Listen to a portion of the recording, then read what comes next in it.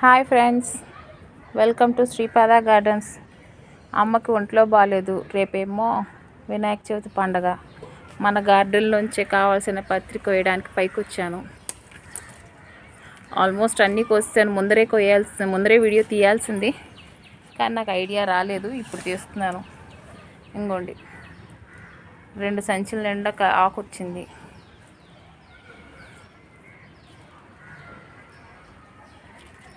అమ్మకి హెల్త్ బాగా అయ్యాక తను పోస్ట్ పెడుతుంది. తనకు ఒంట్లో బాగాలేదు.